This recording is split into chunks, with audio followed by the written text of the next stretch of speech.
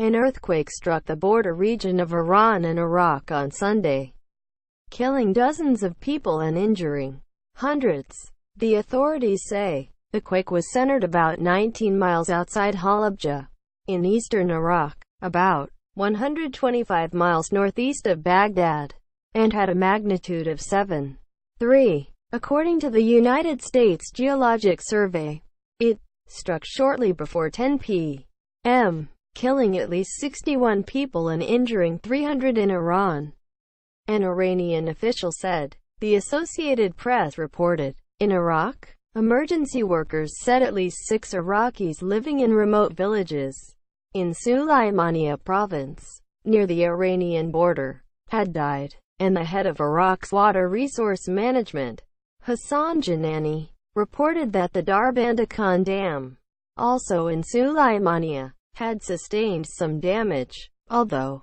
his teams did not believe that residents were in any danger. A more complete assessment was planned after daybreak, he said. In the provincial capital of Sulaimania, the second largest city in the Iraqi Kurdish region, residents described feeling heavy tremors but said there was no notable building damage. Residents in the oil-rich town of Kirkuk, located some 50 miles to the west, had similar reports. In Baghdad, the tremors were strong enough to shake bookcases and wall-mounted television screens, sending residents in several neighborhoods out to the street. No damage was reported.